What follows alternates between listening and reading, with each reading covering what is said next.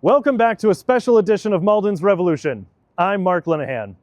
Like we announced last month, while we here in Massachusetts celebrate the 250th anniversary of the American Revolution, we are also facing the 350th anniversary of King Philip's War, the bloodiest war in American history and a period in American history that is rarely taught, mostly forgotten, but whose lessons we most need to remember.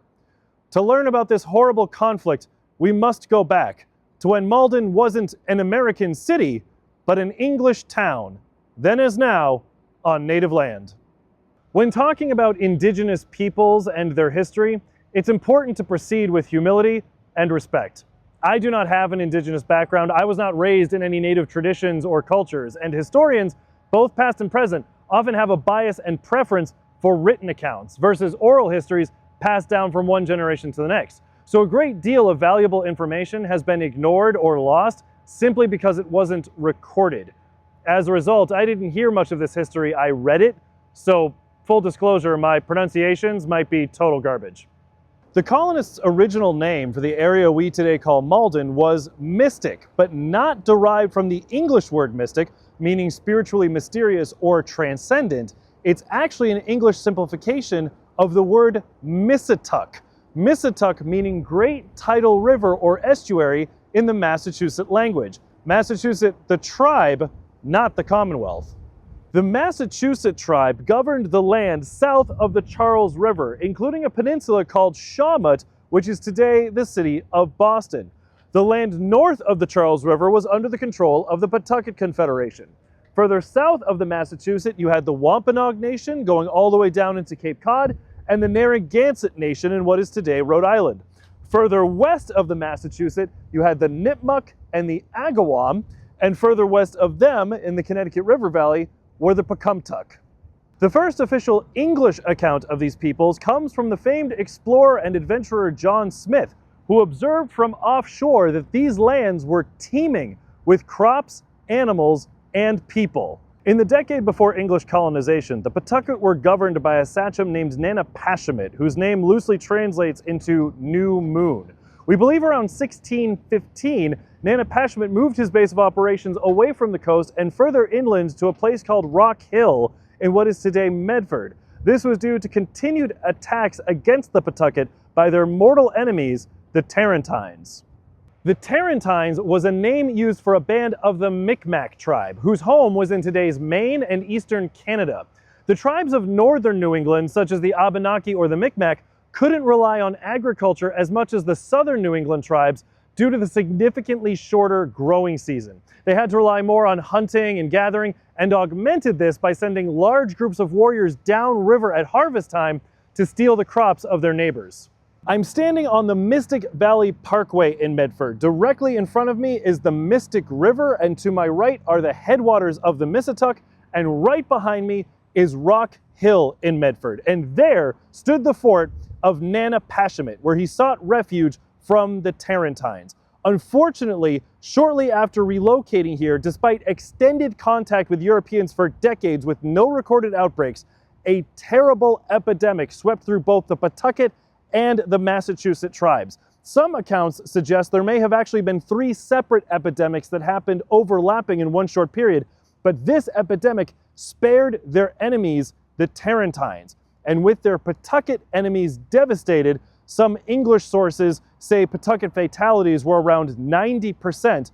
The Tarentines were able to invade Pawtucket territory, infiltrate this stronghold, and murder Nanapashamit.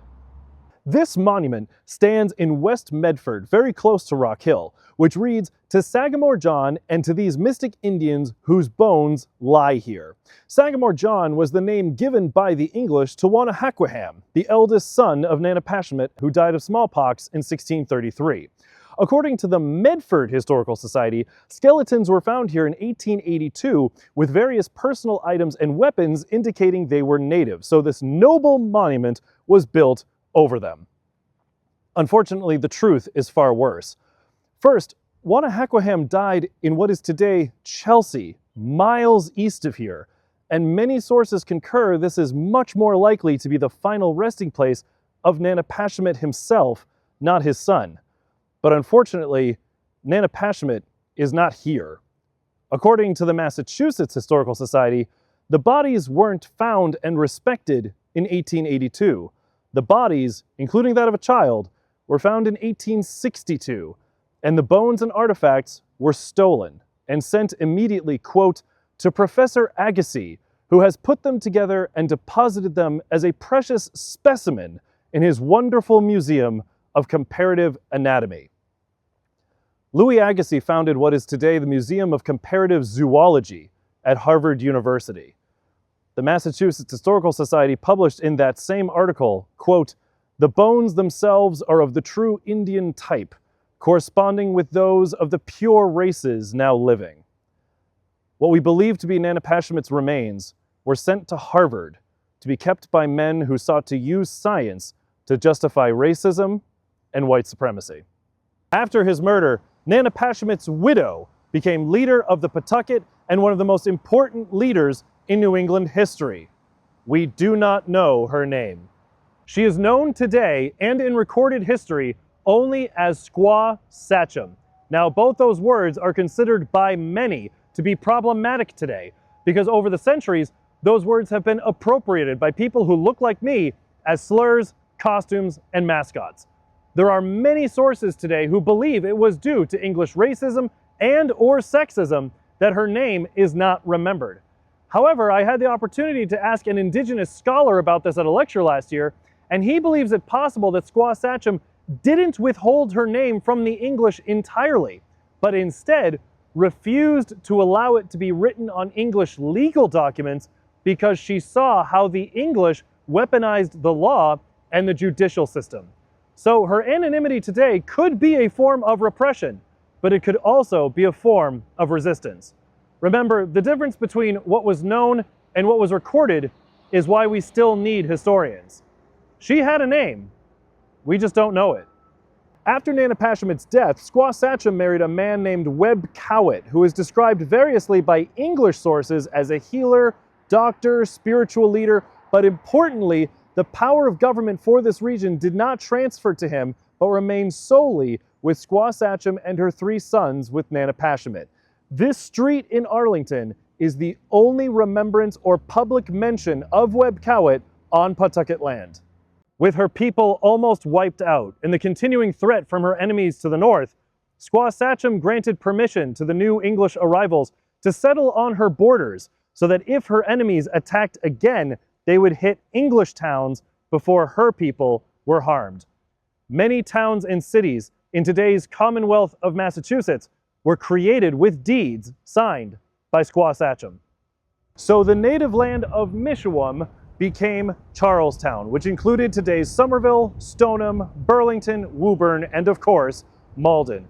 A year after Squaw Sachem signed that deed over to the English, settlement north of the Mystic began in what is today Malden, and in 1649, Malden broke away and officially became its own separate town.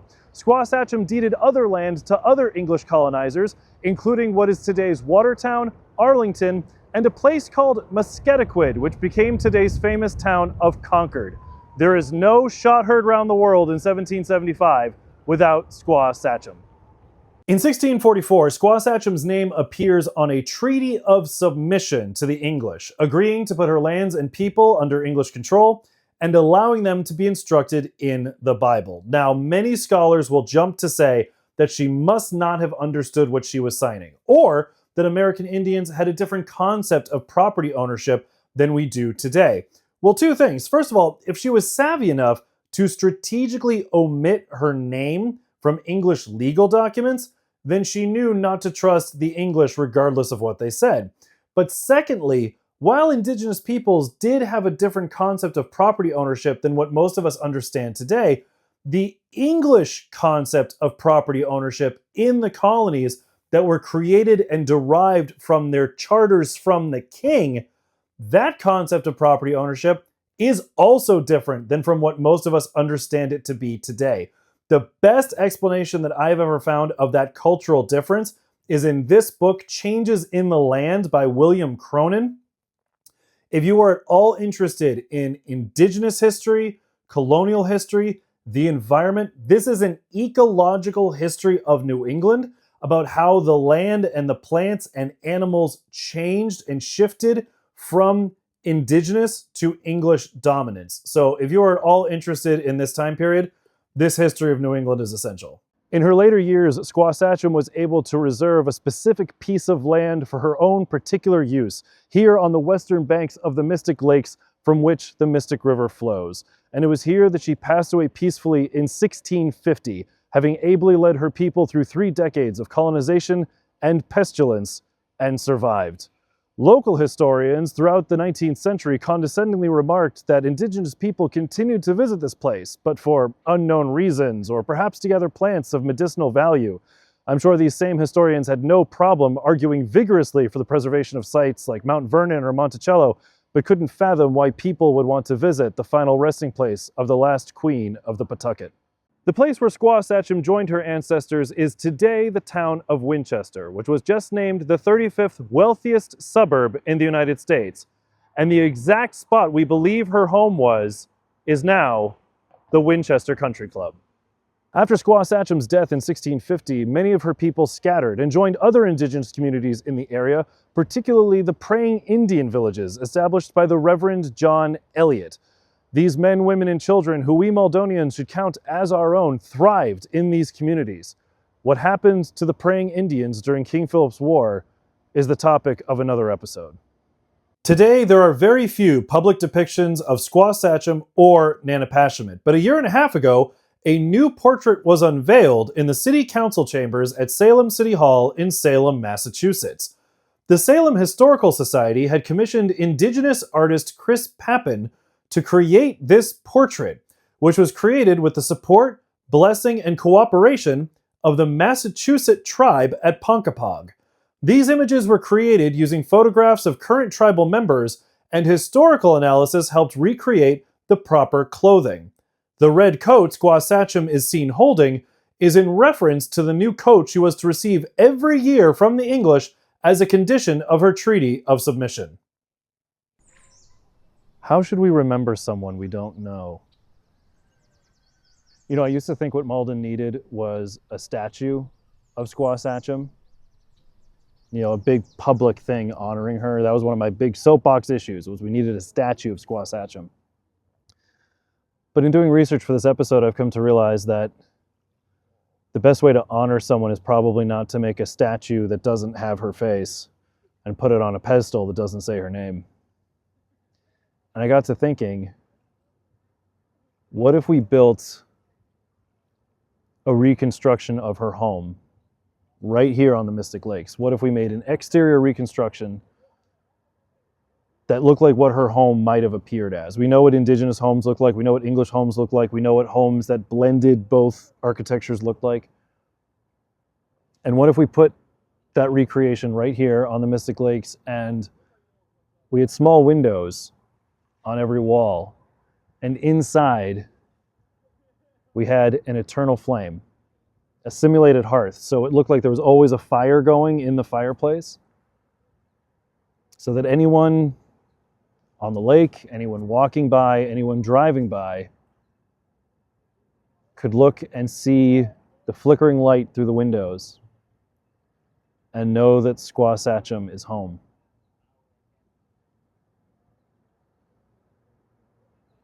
I mean, we can't say her name, but we can say Squaw is still home.